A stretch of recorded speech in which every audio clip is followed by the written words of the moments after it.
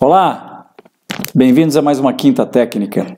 Hoje na quinta, a última foi na sexta, foi dia 25 de agosto. Estou devendo aí duas semanas que não fiz a Quinta Técnica, mas função de estar tentando melhorar os nossos vídeos.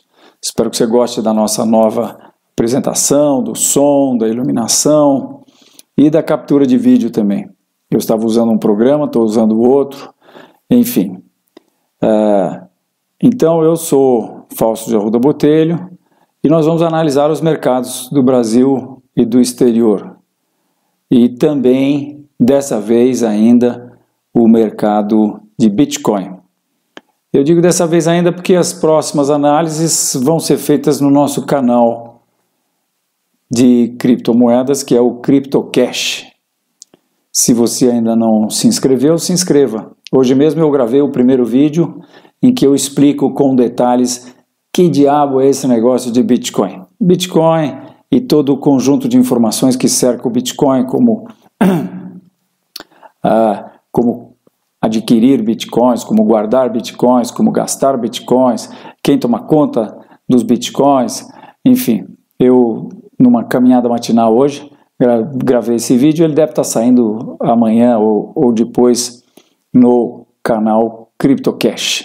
Subscreva. Muito bem. Então, começando com o índice Bovespa, e eu vou só dar uma checadinha aqui para ver se eu estou no caminho certo, porque agora tem umas teclas de atalho para eu ir da câmera para a tela. E eu não posso errar, então eu monitoro isso aqui no Ctrl Tab, como eu fiz agora.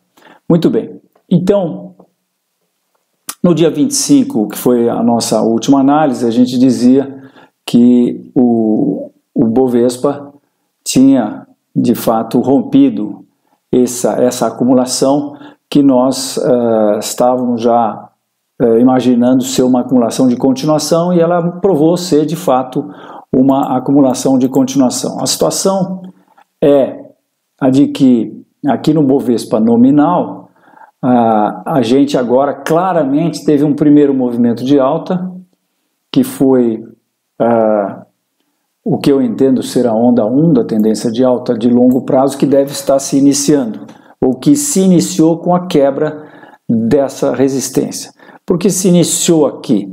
Porque enquanto a gente tem esse movimento, um único movimento de alta, por definição o mercado ainda não está numa tendência de alta de longo prazo. Por quê? Porque ele poderia estar respeitando essa reta aqui, né? Não, na verdade, nós entendemos que o mercado estava, especificamente, quando a gente estava falando do gráfico do Bovespa indexado em dólar, a gente tinha essa reta de resistência de longo prazo que foi rompida, mas depois o mercado entrou para dentro e, enfim, foi somente mesmo a partir agora de 2017 que ele começou a dar indicações de que estava revertendo de fato essa tendência, porque durante 2016 ele apenas subiu e encostou na reta, confirmou a reta, caiu. Isso aqui tinha cara de formação de topo, mas enfim, depois com essa subida a gente começou a entender que a possibilidade maior é que ele estivesse se acumulando para para entrar na onda 3, né, conforme Elliott qualifica. E é justamente quando o topo da onda 1 é rompido que a gente pode definir esse processo todo como uma tendência de alta, né?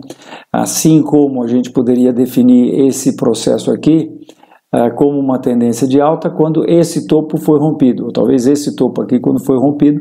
Por quê? Porque daí, comparando pernas com as pernas de baixa, então a gente teria já uma primeira perna e o mercado estaria fazendo uma segunda perna na mesma direção, e isso seria uma tendência de alta de médio prazo. Mas uma tendência de alta de longo prazo, a gente precisa ter esses níveis aqui rompidos, e é isso que aconteceu. Agora, o que é que pode acontecer com o índice Bovespa? Bem, eu já havia feito essa análise aqui anteriormente, mas eu vou refazer dizendo a vocês que a gente tem essa amplitude aqui da primeira perna para projetar para cima a partir dos fundos do mercado. E o fundo do mercado está aqui, e isso leva os preços para 114 mil pontos. Mas de início a gente tem um objetivo que é a projeção desse retângulo. A projeção desse retângulo nos leva para 78 mil pontos aproximadamente, né?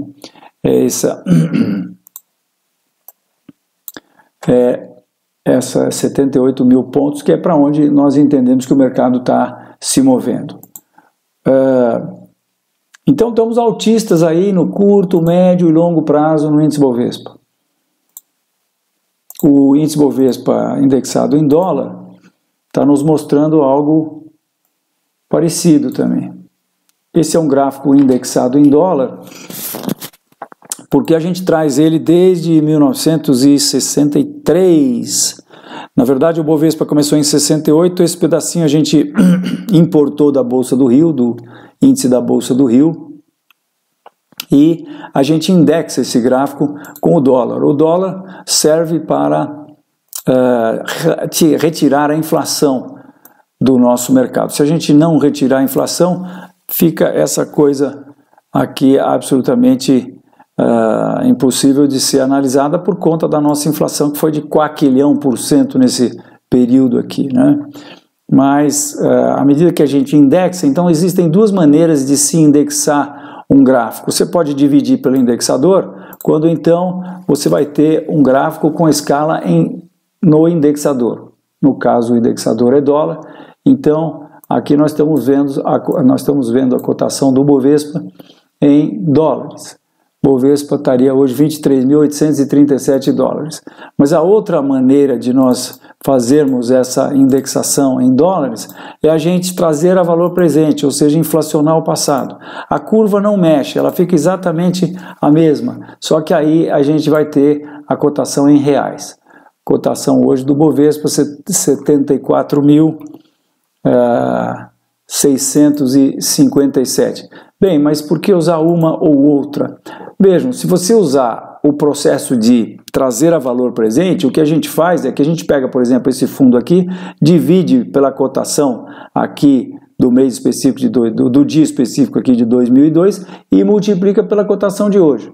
Ou seja, você está trazendo esse valor, essa cotação a valor presente usando o dólar. Divide pelo dólar da época, multiplica pelo dólar de hoje. E aí você tem a escala em real. Mas o contra dessa maneira é que esse topo que você está vendo aqui, ele se mexe à medida que o dólar vai mexendo, porque como a gente tem que multiplicar isso aqui por um valor, divide por um valor fixo, que é a cotação do dólar lá de janeiro de 2016, e multiplica pela cotação do dólar hoje, que é uma variável, então o valor desse fundo vai ser uma variável também. Se o dólar dobrar de preço, ele sai daqui e também vai dobrar de preço. Ou seja, você tem que estar refazendo o gráfico toda hora, né? Então, se a gente está vendo o gráfico no computador, não tem problema nenhum, tá? Agora, você eventualmente pode querer estar comparando esse gráfico com o gráfico da maneira do ETF brasileiro, que é a maneira como os americanos veem o Brasil, que é um gráfico de uma carteira de ações que imita o Bovespa, negociado na Bolsa de Nova York, e logicamente é negociado em dólar. Então, para comparar, você eventualmente põe em dólar. Eu gosto de deixar o meu em dólar. E também, quando a gente faz os posters do Bovespa, até eu acredito que muitos de vocês devem ter recebido o nosso pôster. A gente envia o pôster do Bovespa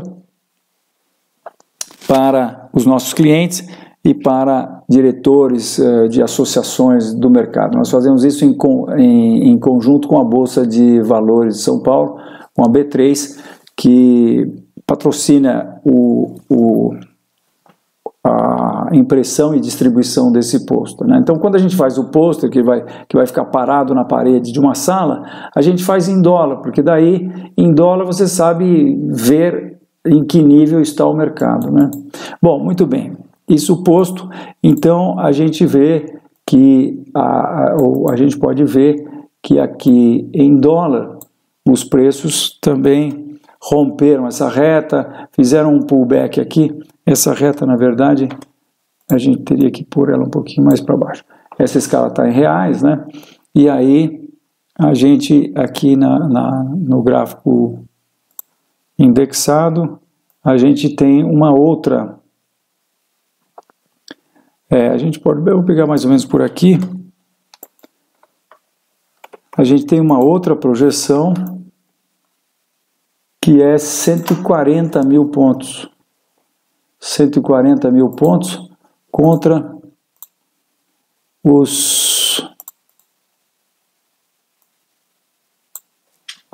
114 mil pontos.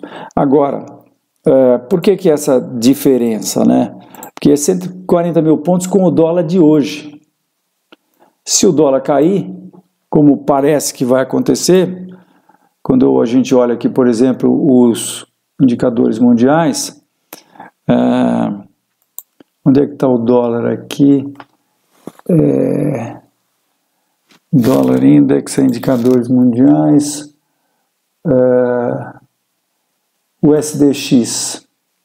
Quando a gente olha aqui o SDX, a gente vê que ele está se acumulando. Eu tinha isso aqui na minha página de dólar. Sim.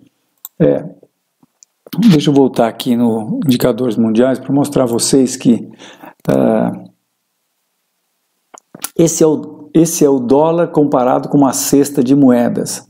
Mas se a gente... E o dólar comparado com uma cesta de moedas acabou de romper essa grande acumulação aqui, rompeu esse suporte importante.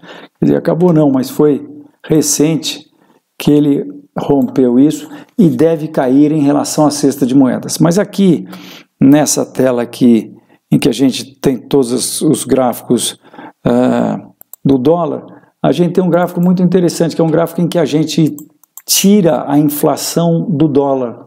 E quando você tira a inflação, ou seja, pega a cotação do dólar e divide pelo CPI, que é o Consumer Price Index, na verdade, o SDX, é isso aí. É a mesma cotação que eu estava aqui. Então, quando a gente pega a cotação da cesta americana, a gente vê a perda de valor que o dólar teve quando comparado com a inflação, tá? E aqui também é a mesma coisa. A única coisa é que a gente vê essa grande acumulação aqui como talvez uma possibilidade dessa cesta de moeda. E deixa eu ver se eu estou... eu estou trazendo a valor presente parâmetros com certeza. Inflação no passado, porque a cotação está igual a outra cotação lá, né? A cotação do dólar index sem indexar pelo... nós estamos aqui nos mesmos 92 pontos. Não estamos nos mesmos 92 pontos porque a gente tirou a inflação. Então, quando tira a inflação, como eu mostrei aqui a vocês, aí não, é exatamente a mesma cotação. Sim, porque a gente está trazendo a valor presente. Então é os mesmos 92. Mas a gente vê a queda do valor aquisitivo do dólar, né? É isso aí. Muito bem. Então, para resumir aqui o que eu dizia, hoje a projeção, como eu disse, quando a gente traz o dólar a valor presente, corrige trazendo a valor presente, você tem a escala em real, mas... esse ponto aqui, ou esse ponto que a gente projetou aqui, amanhã, se o dólar cair, pode ser mais baixo aqui, naqueles 114 mil que o gráfico nominal projeta. Tá? Se a gente, por outro lado, colocar esse gráfico em dólares, aí a gente vai projetar por um valor que vai ser sempre o mesmo valor em dólares, para saber quanto vai estar valendo esse dólar, né? Então, eu peguei mais ou menos por aqui... esse valor em dólares hoje seria 40 mil dólares é para onde a gente projeta essa alta do Bovespa, que seria a onda 3, antes que ele sofra uma correção mais acentuada. Então tem muita coisa para subir ainda o Bovespa. Vamos dar uma espiada no S&P e ver o que ele está mostrando para a gente. O S&P está... Não, eu peguei o S&P futuro. Eu não quero o S&P futuro, eu quero o S&P à vista, que já está com os objetos aqui todos projetados já. Aqui a gente constata que o mercado americano começou a sua tendência de alta em 2009. 2009 até 2011, depois 2009 que foi logo após o subprime, né? Então a gente, hoje fica claro que nós tivemos um processo impulsivo aqui e um processo corretivo, A, B e C. E aí nós tivemos um primeiro movimento de alta, um segundo movimento de alta e estamos no terceiro movimento de alta, mais ou menos como o Bitcoin, né? Que agora está no seu terceiro movimento de alta. O Brasil, como eu mostrei a vocês, está no segundo movimento de alta, na onda 3. Os Estados Unidos está na onda 5. Essa onda 5, se for igual à onda 3, que é a amplitude desse segmento aqui, ela está levando os preços, está levando o S&P para 3.500 pontos. Agora, o S&P vai muito bem, obrigado, está numa tendência de alta, num belo de um canal aqui. Talvez a gente pudesse estender essa reta para cá, inclinar ela um pouquinho mais, e daí se a gente for fazer uma paralela, vamos ver se a gente consegue ainda pôr uma paralela aqui, talvez a gente possa pegar tentativamente algo como isso aqui, né? Então, o mercado está se comportando de uma maneira bastante clássica, né? Eu acho que a gente pode imaginar que nessa onda 5, isso aqui foi a onda 1, onda 2, onda 3, não, talvez a gente esteja ainda na onda 1, né? A onda 1 da onda 5. Vamos ver. Vamos ver o tamanho das pernas que o mercado fez anteriormente. Eu gosto sempre de perguntar para o mercado, porque ele tem um monte de coisas para falar para a gente, né? Então, ó, a gente tem uma perna aqui mais ou menos desse tamanho, e aí vamos ver uma perna desse tamanho, aí outra perna um pouquinho maior, e outra perna que fez ele praticamente chegar lá em cima, tá? Então, se a gente pegar esse tipo de perna aqui, ó, isso aqui é onda 1, né? Talvez 1, 2, 3, 4 e 5. Então, nós estaremos na onda 3 da onda 5. E onda 3, se isso aqui é onda 1, onda 3 pode levar os preços até 3.000 pontos. E depois a gente teria uma correção e mais uma onda até lá os 3.500, né? Então estamos absolutamente altistas aí no curto, médio e longo prazo também no S&P. Vamos ver o Dow Jones? O Dow Jones, aqui eu estou mostrando ele semanal, mas vamos voltar para o gráfico diário. Esse é um gráfico que a gente traz desde 1913. Ele é indexado pelo CPI, a gente tira a inflação dele. Se a gente não tirar a inflação dele, ele vira um negócio que só sobe. E é daí que sai aquele ditado do mercado, aquele postulado do mercado, que no longo prazo não tem erro. Parece, né? Mas não é bem assim, porque se a gente tira a inflação dele, aí ele vira esse troço aqui. Muda completamente a perspectiva dos preços, né? Eu ponho o gráfico de linha, porque gráfico de candles...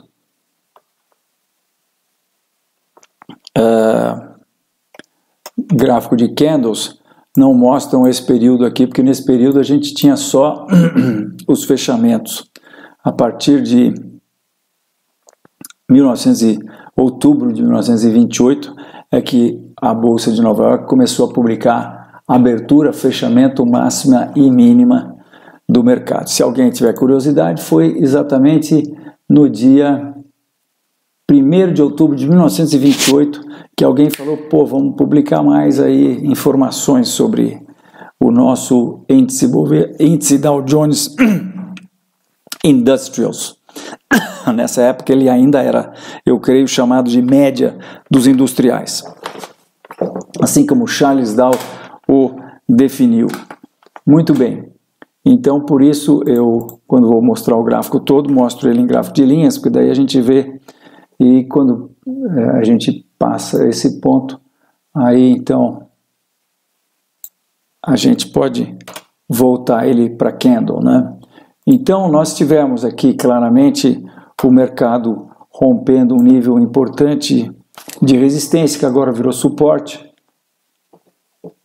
e aí ele está partindo também para onda 5, né? Onda 1, 2, 3, 4, 5, se a gente for pegar a amplitude aqui da onda 1, essa primeira onda foi bem maior.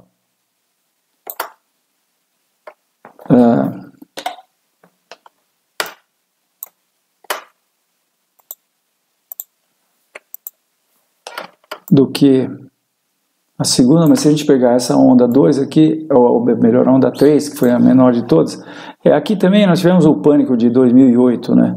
Se a gente tirar um pouco desse pânico, esses dois movimentos ficam mais ou menos parecidos, né? Só esse finalzinho do pânico aqui a gente tira, a gente vê que os movimentos ficam parecidos.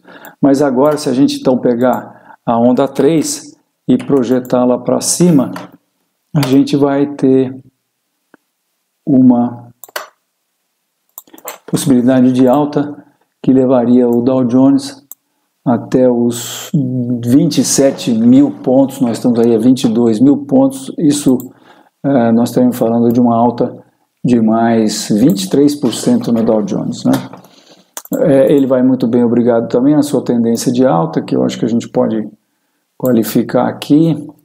A gente tem um canal de alta e, apesar de eu achar que uma hora dessas vai acontecer alguma coisa grave lá com o débito dos Estados Unidos, eu aprendi, os meus cabelos brancos me ensinaram a entender que uma tendência só acaba quando termina.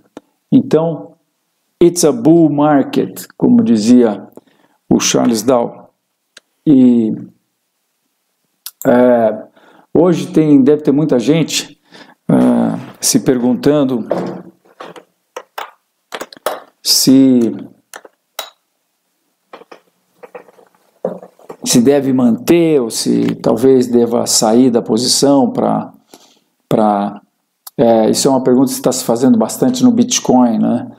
Que subiu muito, as criptomoedas todas, e eu discutia esses dias com um amigo que me perguntava se eu achava que ele deveria cair fora do Bitcoin, que estava subindo muito, e agora começou a cair, né? E eu dizia a ele o seguinte, olha, tem um livro muito famoso chamado Reminiscências de um Operador de Commodities, de Ações, Reminiscences of a Stock Operator, escrito pelo Edwin Lefebvre, que conta a vida ficcionada do Jesse Livermore, que foi um mito lá de Wall Street.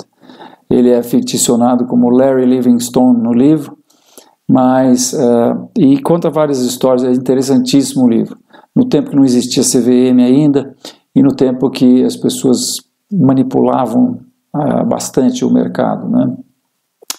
E conta-se então a história de um senhor mais velho que estava junto com um rapaz mais moço, e que o rapaz então ficava insistindo para ele, para ver se ele não queria liquidar a posição dele para comprar mais barato. E ele só dizia para o rapaz, olha, it's a bull market, é um mercado de alta. Aí ele falou, não, mas veja bem, o rapaz, veja bem, você pode vender, e aí depois o mercado cai, você compra mais barato. E ele falou, não, it's a bull market. E finalmente, depois da terceira vez, ele falou, olha, eu vou te explicar, na minha idade eu não posso me dar ao luxo de perder um bull market. Eu tenho que conseguir surfar a onda do bull market até o mais próximo possível do topo. Porque, na verdade, quando a gente cai fora, existem muitas possibilidades de que você perca o bonde na hora que ele sai de novo, né? Então, a gente deve manter a posição, ficar calmo, ficar frio. Se você estiver muito preocupado com a sua posição, significa que você provavelmente operou mais do que podia. E para você ficar tranquilo, existem técnicas para você poder acompanhar e eventualmente ganhar o dinheiro que você está ganhando sem se preocupar. A técnica que nós usamos é você ir aumentando o stop, né? Então, no gráfico diário, se você tem uma posição, você vai mudando o stop e aí você vai garantindo um lucro mínimo para a sua posição, imaginando que você já comprou há algum tempo. Inicialmente o stop vai limitar o seu prejuízo, né? Você compra nesse nível, o stop está aqui, isso aqui é o seu prejuízo, mas à medida que o mercado vai indo a seu favor, você vai subindo o stop até que você põe o stop acima do seu preço de compra e não perde mais, e aí você vai subindo o stop e renda-se ao mercado. Quando a gente toma uma posição, a gente tem que declarar o alia jacta est, a sorte está lançada. Você tem que saber que o que você podia fazer, você já fez. A partir do momento que você tomou a posição, não depende mais de você, depende do mercado. Você deve apenas seguir a melhor técnica possível para tentar extrair da posição o máximo de lucro que ela possa te dar. No caso de posições de médio e longo prazo, você tem que colocar esses stops no gráfico diário. Muitas vezes você vai olhar e vai falar, puxa vida, mas eu vou perder bastante. Tem técnicas para você ir aproximando o stop. Por exemplo, se tiver uma reta suporte, você pode fazer, a partir de um ponto, um trailing stop, que chama, você vai aumentando o stop e colocando ele embaixo dessa reta, de maneira que você vai ter condições de ir subindo esse stop praticamente todo dia, né? Mas é isso aí. Então, vamos analisar, vou mostrar agora as posições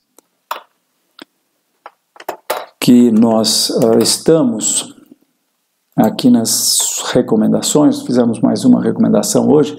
Estamos com todas essas posições recomendadas, que vem a ser 8, 9, 10, 11, 12, 13, 14. 14 posições, não. Tem mais uma. Janela organizar que nós fizemos hoje, que está escondida aí. Agora sim. São 3 vezes 5, 15 posições. Então, a primeira delas é a STT, que nós atualizamos, que nós recomendamos ontem. Fizemos a recomendação, não, desculpe, foi no dia 8. Dia 8/9, quando o mercado estava a 14,63, o objetivo dessa posição é 16,15. Eu vou botar todos os gráficos aqui em gráficos diários. Tem essa função no terminal enfoque que a gente clica aqui e põe todos os gráficos de uma tela em gráficos diários ou intraday de 15 minutos, ou coisa que eu vale. Então agora estão todos em gráficos diários. Por que nós recomendamos a STT? Porque rompeu esse triângulo ascendente e fizemos a recomendação. Estamos recomendando também, aliás, essa é a recomendação que fizemos hoje, aí uma colher de chá para quem é nosso assinante, recebeu essa recomendação antes do fechamento do mercado. Quem não é nosso assinante, então que está nos assistindo, vai estar recebendo agora. Se você tiver interesse, ligue para o nosso suporte, é 3957-5822, aliás, para o nosso comercial, e contrate o Terminal Enfoque, ou se você já tem o Terminal Enfoque, contrate as recomendações com stop. Conforme a corretora que você estiver operando, você pode contratar o Terminal Enfoque já com as recomendações. Então, a B2W fez um retângulo depois dessa alta. Isso é típico, né? Se a gente puder isso aqui num gráfico semanal, a gente vai poder chamar isso de uma pequena bandeirinha de alta, e ele claramente rompeu essa resistência aqui no semanal. Agora eu vou voltar para o diário. Rompeu isso e nós entendemos que ele está indo para o seu objetivo, que é onde estão esses dois topos aqui, um em aliás, em dezembro de 2014 e outro em abril de 2015, é para lá que nós achamos que ele está indo, em torno de R$28. Fizemos recomendação também, já faz algum tempo, de Bradesco. A recomendação foi feita no dia 14/8, quando o mercado estava 32,32, foi o nosso preço de compra. O objetivo é 38,20. Nós fizemos a recomendação quando entendemos que os preços estavam escapando dessa acumulação aqui, que nós entendemos ser uma espécie de retângulo. Essa acumulação aqui meio inclinada para cima, mas segurou os preços durante um bom tempo, né? Fizemos recomendação também em Braskem, depois que rompeu esse retângulo, ele agora está se acumulando. Nós acreditamos que ele vai se acumular, já começou, nós entendemos se acumular, no que deve resultar numa bandeira de alta. Nosso objetivo é 46,50. Fizemos a recomendação hoje de BRF, por isso que ainda não estão traçados aqui os preços de compra e venda, né? Mas a nossa recomendação, para quem não sabe, aparece aqui. O que era isso mesmo? Era Braskem, né? Não era Braskem, era a BRF. Então está aqui, cadê? BRF S3. Então aparece isso essa é a reservada, mas aqui, recomendação de compra BTO. Talvez eu não tenha captado esse BRF aqui. Mas enfim, nós fizemos a recomendação quando rompeu essa bandeira, eu creio que foi ontem. Nosso objetivo é 49 BRF. Braskem já falamos. Eletropaulo, a próxima. Nós fizemos a recomendação quando entendíamos que o mercado estava rompendo este nível de resistência. O objetivo é 18,20, mas eu creio que nós fomos estopados hoje. Sim, fomos estopados hoje no fechamento. Então caímos fora com um prejuízo de aproximadamente 4,4% do preço que nós compramos até onde estava o stop. 4,4%, logicamente, sobre o capital que se investir nessa posição, né? Não é para se perder 4% numa posição. Nossa metodologia, a gente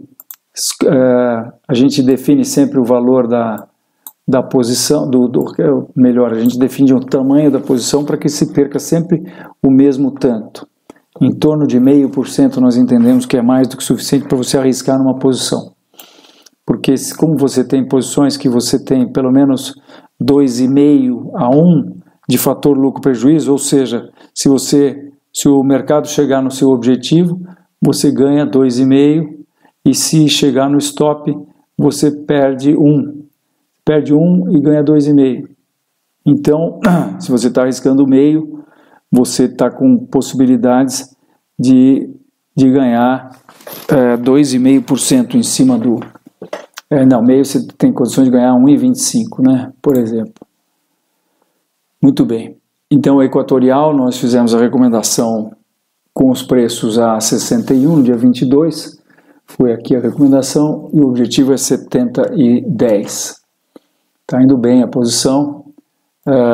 Hipermarcas, fizemos a recomendação que é a amplitude do retângulo. Eu acho que está errado isso. Acho que nós comemos bola aqui. Não comemos bola não, parece que é. Parece que esse segmento é maior do que esse, mas não é.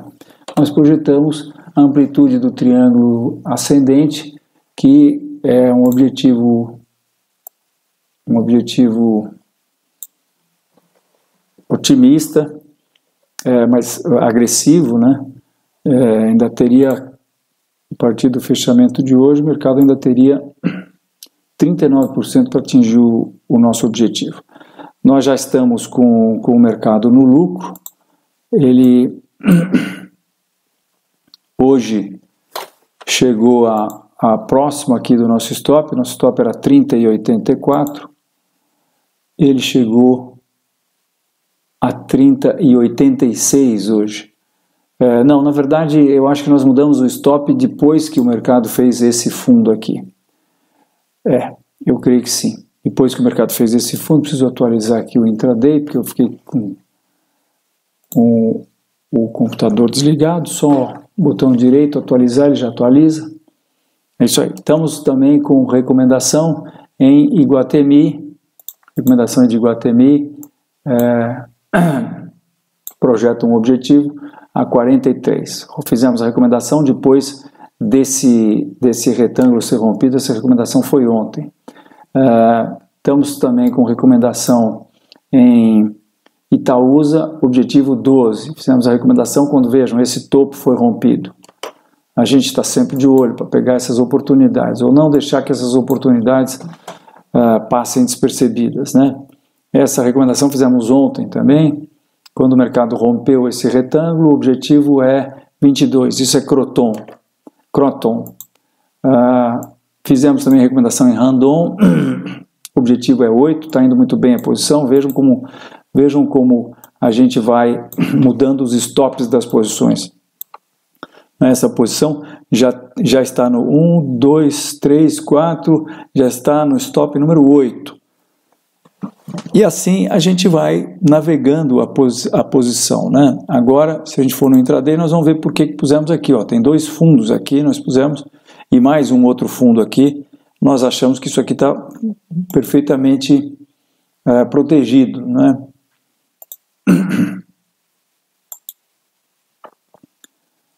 Pronto, fizemos a atualização, fechou muito bem hoje na máxima do dia.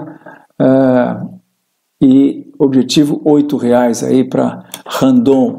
TOTUS, nós fizemos essa recomendação já faz tempo, achamos que isso aqui era uma bandeira, o mercado ia romper, mas ele acabou acumulando e nós estamos entendendo que isso aqui é um retângulo, vai ser chamado de retângulo e vai atingir o objetivo depois de escapar dessa acumulação, que é 38, isso para TOTUS, né? Transmissão Paulista, nós também fizemos a recomendação já faz algum tempo, foi no dia 22 de agosto, já está fazendo quase um mês, mas já subimos o stop, já estamos no terceiro stop e o objetivo é 78,40. E finalmente nós fizemos a recomendação de Tupi também, o objetivo é 20, fizemos a recomendação, já estamos no stop número 8 também. E é isso aí. Muito bem, vamos analisar o Bitcoin então, que é o que falta para a gente analisar. E aqui eu vou usar a cotação do mercado Bitcoin e mostrar a vocês que nós temos uma reta aqui que está muito longe de ser atingida. O mercado pode até voltar a bater nessa reta e voltar a subir. Vai ser uma queda muito grande. Mas a gente tem uma outra reta que estaria por aqui. Então, se continuar essa queda,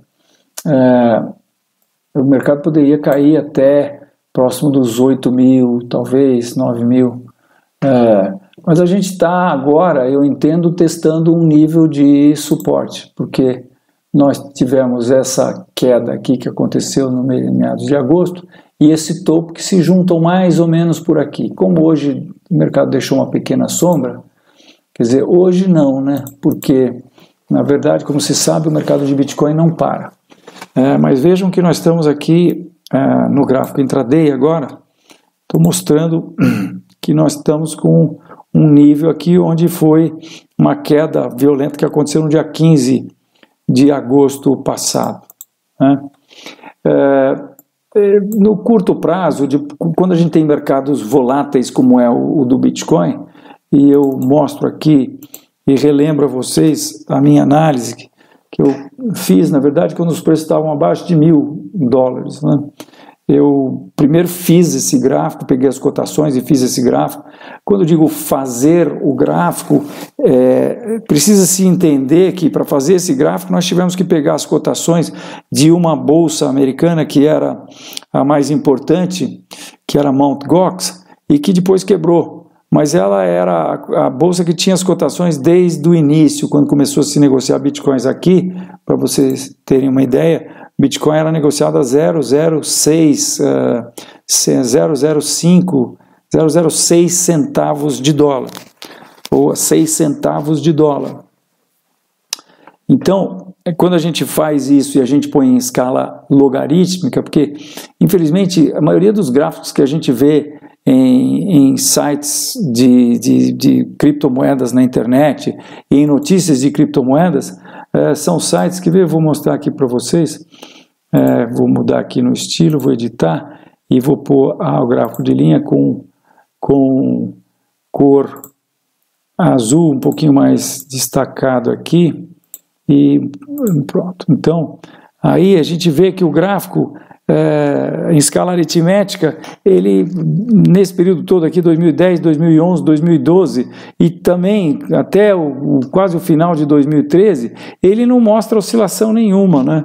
Por quê? Porque como teve um monte de oscilações, essas oscilações aqui não são significativas em termos de valores, né? Mas quando a gente mede essas oscilações em escala logarítmica, aí a gente aparece, né? Se desabrocha aqui o gráfico todo, tá? E vejam, por exemplo, como as pessoas estão percebendo, quando olham essa queda atual, como elas estão percebendo quando olham num gráfico de escala aritmética. Ela parece muito maior do que essas outras quedas, né? Mas se a gente vai para o gráfico logarítmico, a gente vê que na verdade foi uma quedinha, quando comparado com essa queda, e quando comparado com essa queda, e essa queda aqui, tá? Então, na verdade, foi uma pequena queda. Logicamente, para quem comprou Bitcoin em dólar em torno de 4.400, 4.500, $4.000, não está achando graça porque os preços estão hoje $3.309, né? Lá, essa cotação é a cotação da Poloniex, se não me falha a memória, mas se a gente olha sob a perspectiva do longo prazo, a gente vê que foi uma pequena queda, né? E lembro que a minha análise é de que nós estamos na onda 5 e eu projetei a onda 3 para cima a partir com o início da onda 5 e vai dar em $100.000. Quando fiz essa análise, eu falei, puxa vida, deixa eu ver o que foi essa amplitude aqui, e constatei que foi mais de 50.000%. E depois eu peguei a amplitude da onda 3 e fui comparar com a amplitude da onda 1, e fiquei pasmo de ver que as duas ondas, onda 1 e onda 3, foram idênticas. Então, minha gente, isso aqui é quando era na expectativa de que o Bitcoin ia se tornar uma moeda viável. Isso aqui já tinha se tornado. E agora, quando os bancos, os governos estão entrando e o público em geral está entrando em Bitcoin, muitas pessoas falam que é bolha. Eu não acho que é bolha, eu acho que vai ser bolha. Pode até ser que seja uma bolha, mas bolha é um negócio que vai até lá em cima e depois volta lá para baixo. Como aconteceu com as tulipas, por exemplo, como aconteceu com as .com. Vamos ver o que aconteceu com as .com? Vamos ver aqui o gráfico do Nasdaq, ó, e a gente pode ter uma noção do que foi a bolha das .com. Ó, nem voltou para o final, né? A bolha das .com estourou aqui, mas ele volta lá para o meio da montanha, mais ou menos, tá? A gente deveria ter um pouquinho mais aqui, né? A partir de 2000, se a gente for ver no Dow Jones indexado, onde é que está 2000? Está aqui. 2000 está aqui. Foi essa a queda que aconteceu, né? A gente vê que ele cai um pouco, depois subiu e caiu. Quanto por cento ele caiu? Ele caiu exatamente 0,382, corrigiu perfeitamente o Fibonacci aqui, tá? Então, se a gente colocar esses conceitos no Bitcoin, quer dizer, bolha que as pessoas estão comparando com tulipas, né? Não tem muito a ver, não, né? Porque, deixa eu pegar uma perspectiva um pouco maior aqui. Não tem muito a ver, mas de qualquer maneira, se os preços chegarem a 100 mil dólares e a gente traçar o Fibonacci, que eu já tinha traçado e esqueci, se a gente traçar aqui o Fibonacci, só que eu vou vir aqui e vou botar os níveis, tá.